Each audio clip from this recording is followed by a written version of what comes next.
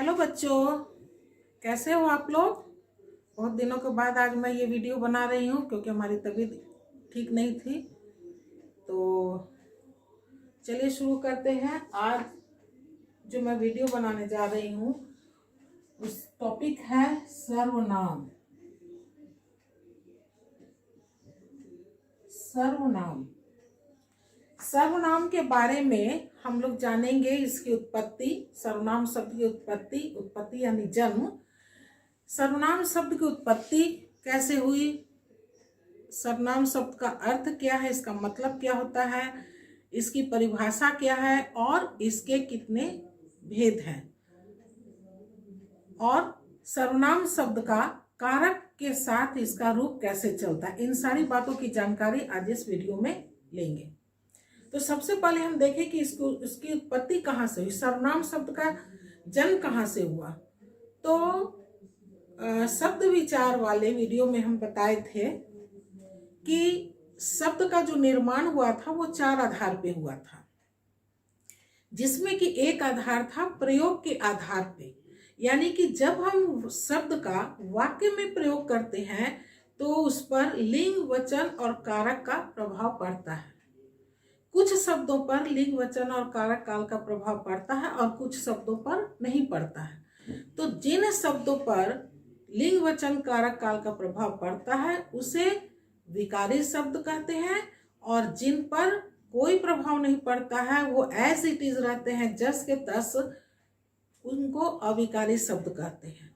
तो जो विकारी शब्द बना उस विकारी शब्द में ही संज्ञा, सर्वनाम, क्रिया, विशेषण आदि शब्दों का निर्माण हुआ। तो संज्ञा शब्द के बारे में हम लोग पढ़ चुके हैं, आज हम लोग सर्वनाम के बारे में पढ़ेंगे। तो इसकी उत्पत्ति कहाँ से हुई ये हम लोग को जानकारी मिल गई कि शब्द रचना में जब प्रयोग के आधार पे शब्द का निर्माण हुआ तो उसमें विकारी शब्द में ये सर्वनाम शब्द का निर्माण हुआ। अब हम जानेंगे सर्वनाम शब्द का अर्थ क्या है, इसका मतलब क्या होता है। तो सर्व का मतलब होता है सब, सब कहें या सभी बोले, और नाम तो नाम ही है, नाम यानी संज्ञा। तो सर्वनाम शब्द जो कहलाया यानी सभी नामों के बदले, संज्ञा में हम पढ़े कि संसार में, इस ब्रह्मांड में जितने सारे चीज है सबका कुछ ना कुछ नाम है और उन्हीं नामों को संज्ञा कहते हैं। तो संज्ञा जो शब्द है, नाम जो है, इन नाम के बदले में जो शब्द का हम प्रयोग करते हैं उसे ही सर्वनाम कहते हैं, इसलिए इसका नाम पड़ गया सर्वनाम। यानी सभी नामों के बदले जिस शब्द का हम प्रयोग करते हैं उसे सर्वनाम कहते हैं। अब जैसे एक उदाहरण से हम समझाते हैं, जैसे कि मोहन कल आया था। मोहन ने कहा मोहन कल दिल्ली जाएगा। मोहन गाड़ी से दिल्ली जाएगा। अब देखो, अब तक जो हम बोले उसमें मोहन शब्द कितना बार आ गया, 4 बार आ गया। मोहन कल आया था, मोहन ने कहा, मोहन कल दिल्ली जाएगा, मोहन गाड़ी से दिल्ली जाएगा, 4 बार मोहन शब्द का प्रयोग है। तो इस तरह से अगर हम कुछ लेख लिखे या कुछ कहानी लिखे या कुछ अन्य चीज लिखे और एक ही शब्द की जब पुनरुक्ति होती है, पुनरुक्ति यानी एक ही शब्द जब बार बार आता है तो पढ़ने में थोड़ा निरस्ता आ जाता है, उतना आनंद नहीं आता, मजा नहीं आता, एक ही चीज बार बार हर वाक्य में पढ़ रहे हैं। इसलिए वाक्य को थोड़ा रोचक बनाने के लिए और साथ ही स्पष्टता, यानी उसमें कहने का क्या जो अर्थ है वो भी सही होना चाहिए, इन बातों का ध्यान रखते हुए सर्वनाम शब्द का निर्माण हुआ। और सर्वनाम शब्द अब जैसे हो गया कि मोहन कल आया था, मोहन ने कहा, लिख कर हम बता दे रहे हैं।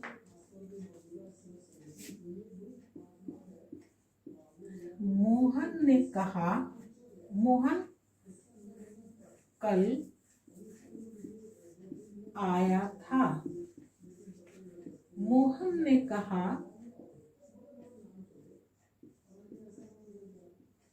मोहन ने कहा, मोहन कल दिल्ली जाएगा। मोहन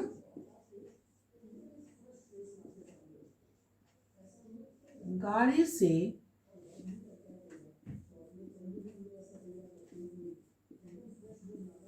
दिल्ली जाएगा। अब देखो मोहन कल आया था, ये तो बात हो गया। अब मोहन, फिर मोहन यहाँ आ गया दूसरे बार, तीसरा बार, चौथी बार, 4 बार मोहन शब्द का प्रयोग हुआ है। तो इस मोहन शब्द जो संज्ञा शब्द की पुनरुक्ति हो रही है, इसको रोकने के लिए और लिखने में भी रोचकता लाने के लिए, सुंदरता लाने के लिए, पढ़ने में भी आनंद आए, उसके लिए क्या, कैसे अब हम इसको लिखेंगे? मोहन कल आया था, उसने कहा वह कल दिल्ली जाएगा, वह गाड़ी से दिल्ली जाएगा। अब ये जो मोहन शब्द है, नाम संज्ञा शब्द, इसके बदले में जो हम शब्द प्रयोग किए उसके स्थान पर यही सर्वनाम शब्द कहलाता है। इसकी परिभाषा क्या है? संज्ञा शब्द के स्थान पर या संज्ञा शब्द के बदले में जिस शब्द का प्रयोग करते हैं उसे सर्वनाम कहते हैं। अब पढ़ने में भी थोड़ा अच्छा लग रहा है कि मोहन कल आया था, उसने कहा वह कल दिल्ली जाएगा, वह गाड़ी से दिल्ली जाएगा, या वह गाड़ी से जाएगा। तो कहने का अर्थ भी स्पष्ट हो जा रहा है कि उसी के बारे में कहा जा रहा है, और वाक्य भी समझ में आ रहा है, और पढ़ने में भी अच्छा लग रहा है, आनंद आ रहा है।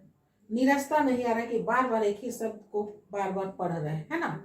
गाय एक पालतू जानवर है, गाय एक चौपाया जानवर है, गाय को 2 आंख होता है, गाय का एक मुंह होता है, गाय को एक पूंछ होती है। बार बार गाय गाय गाय लिखेंगे तो पढ़ने में आनंद नहीं आएगा, मजा नहीं आएगा। इसलिए संज्ञा शब्द के बदले में कुछ शब्द का निर्माण हुआ है जिसको कि कहते हैं सर्वनाम।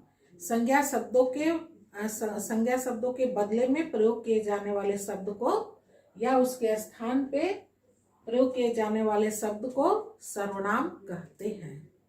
तो हमारा हो गया सर्वनाम की उत्पत्ति, जन्म कहाँ से हुआ, कहाँ से ये, और सर्वनाम की परिभाषा हो गया। अब हो गया सर्वनाम के भेद। सर्वनाम के 6 भेद होते हैं। वो कौन कौन सा भेद है? सर्वनाम शब्द के 6 भेद हो गए। पहला हो गया पुरुषवाचक सर्वनाम, पुरुषवाचक सर्वनाम। दूसरा हो गया निश्चयवाचक सर्वनाम। तीसरा हो गया अनिश्चयवाचक सर्वनाम। चौथा हो गया प्रश्नवाचक सर्वनाम। पांचवा हो गया संबंधवाचक सर्वनाम।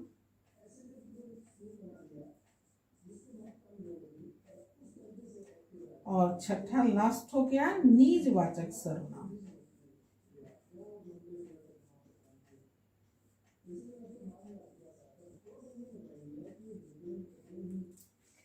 ये सर्वनाम के 6 भेद हो गए। पुरुषवाचक सर्वनाम, निश्चयवाचक सर्वनाम, अनिश्चयवाचक सर्वनाम, प्रश्नवाचक सर्वनाम, संबंधवाचक सर्वनाम और निजवाचक सर्वनाम।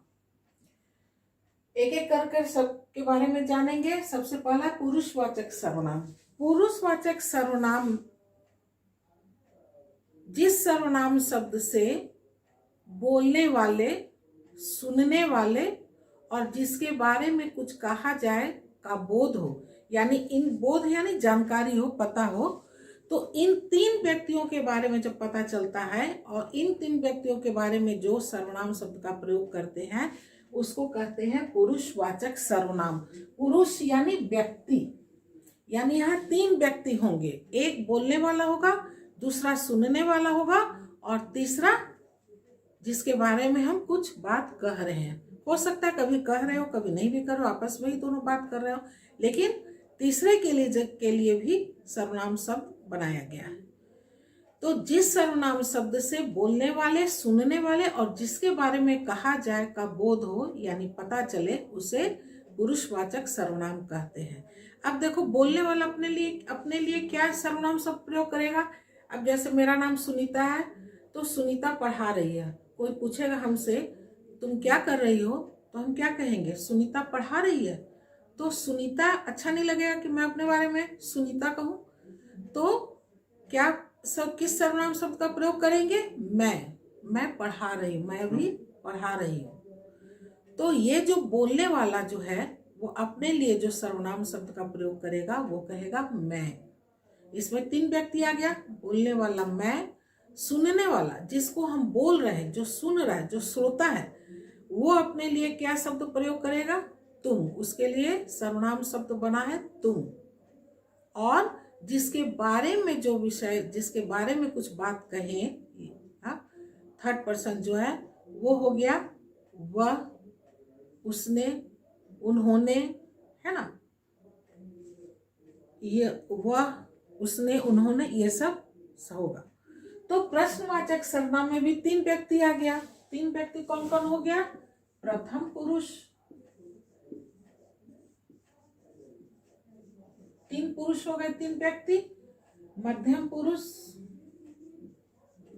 और तीसरा हो गया अन्य पुरुष।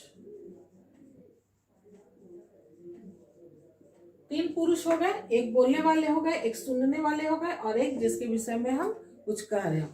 तो प्रथम पुरुष में बोलने वाले आते हैं। जिस सर्वनाम शब्द से बोलने वाले का पता चले, जिस सर्वनाम शब्द से बोलने वाले का पता चले यानी वक्ता कौन है, उसको हम कहेंगे प्रथम पुरुष।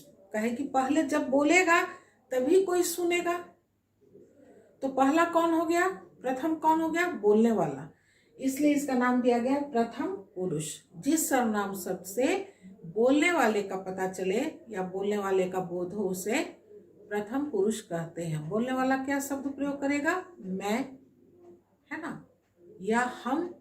मैं हो गया एक वचन, बहुवचन हो गया हम। उसी तरह से मध्यम यानी बीच में, हम बोल रहे हैं, दूसरा सुन रहा है और किसी बारे के बारे में कह रहे हैं, है ना, तो मध्यम हो गया, बीच का हो गया वो मध्यम पुरुष जो सुन रहा है किसी की बात। तो मध्यम पुरुष के लिए क्या सर्वनाम शब्द का प्रयोग करेंगे, तू और तुम या आप।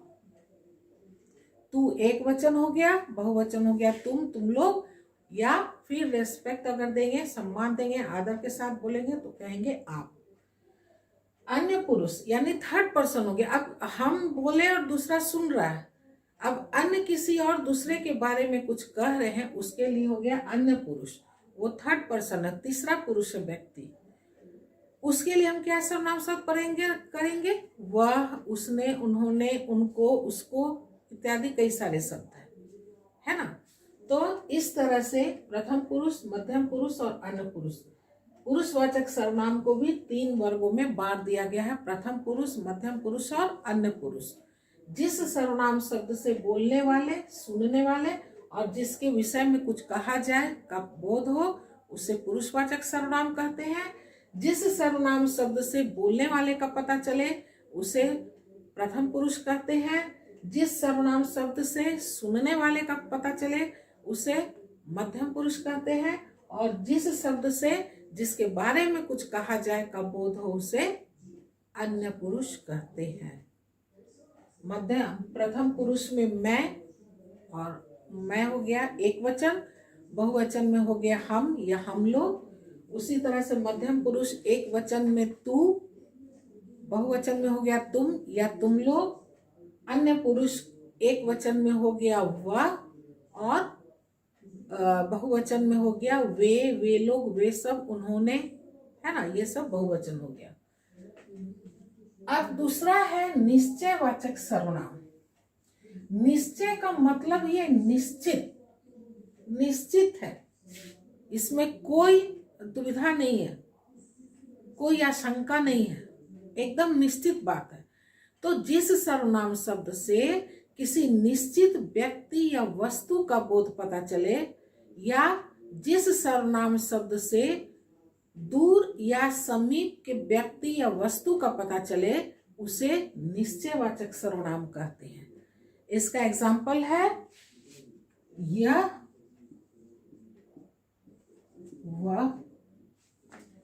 यह पुस्तक मेरी है। ये निश्चित है कि यह पुस्तक मेरी है, यह पुस्तक मेरी है, और वो वाली उसकी है, गीता की है। तो वो जो है दूर के बारे में बता रहा है, या ये निकटता बता रहा है मेरे साथ, यह है ना, कि यह पुस्तक मेरी है, और यह निश्चित भी है कि मेरी है, और यह पुस्तक गीता की है। यह भी निश्चित है कि यह पुस्तक गीता की और किसी की नहीं है, और गीता चूंकि यह नहीं है इसलिए दूर है, इसलिए हम उसके लिए वह प्रयोग कर रहे हैं कि यह पुस्तक मेरी है और वह वाली पुस्तक गीता की है, या वो पुस्तक गीता की है। तो जिस सर्वनाम शब्द से दूर का या समीप व्यक्ति या वस्तु का बोध कराता हो, उसे निश्चयवाचक सर्वनाम कहते हैं। तीसरा है अनिश्चयवाचक सर्वनाम। अब देखो, निश्चयवाचक सर्वनाम में क्या लग गया, अ का क्या अर्थ होता है, नहीं। यानी जिस सर्वनाम शब्द से किसी निश्चित व्यक्ति या वस्तु का बोध न हो, उसका पता सही पता नहीं चले, है ना, दुविधा में हो, आशंका में हो, वैसे सर्वनाम शब्द को कहते हैं अनिश्चयवाचक सर्वनाम। जिस सर्वनाम शब्द से अनिश्चित व्यक्ति या वस्तु का पता चले, या जिस सर्वनाम शब्द से निश्चित व्यक्ति या वस्तु का पता न चले या बोध न हो, उसे अनिश्चयवाचक सर्वनाम कहते हैं। जैसे कोई या कुछ। अब कोई क्या है, देखो बाहर कोई खड़ा है, कोई में अब पता नहीं चल रहा है कि बाहर कौन खड़ा है ना। दाल में कुछ पड़ गया है, अब कुछ में पता नहीं चल रहा है कि दाल में क्या पड़ गया, या दाल में कुछ काला है ना, दाल में कुछ काला, ये भी एक मुहावरा है। तो अनिश्चयवाचक सर्वनाम, जिस सर्वनाम शब्द से, ये जो सर्वनाम है, जिस सर्वनाम शब्द से किसी निश्चित व्यक्ति या वस्तु का पता न चले, उसे अनिश्चयवाचक सर्वनाम कहते हैं। कोई जो है ये सजीव के लिए प्रयोग होता है, सजीव प्राणी, है ना, और ये निर्जीव के लिए होता है। सजीव का उल्टा निर्जीव। तो कोई, जैसे बाहर कोई खड़ा है ना, बाहर कोई खड़ा है, तो कोई व्यक्ति है, अंडरस्टूड है कि कोई व्यक्ति खड़ा है, जिसको हम कह रहे हैं देखो बाहर कोई खड़ा है। तो कोई शब्द जो है वो सजीव के लिए प्रयोग किया जाता है, कुछ जो है निर्जीव वस्तु के लिए। जैसे दूध में कुछ पड़ गया, तो दूध क्या है, निर्जीव वस्तु है। तो ये जो दो शब्द हैं, ये अनिश्चयवाचक सर्वनाम के लिए प्रयोग किए जाते हैं। कोई सजीव के लिए और कुछ जो है निर्जीव वस्तु के लिए प्रयोग किए जाते हैं। आज बस इतना ही। नेक्स्ट वीडियो में हम इससे आगे बताएंगे प्रश्नवाचक, संबंधवाचक, निजवाचक और कारक के रूप, इसके साथ सर्वनाम का कारक के साथ रूप कैसे चलता है, इन बातों की जानकारी नेक्स्ट वीडियो में देंगे। आज बस इतना ही। बाय।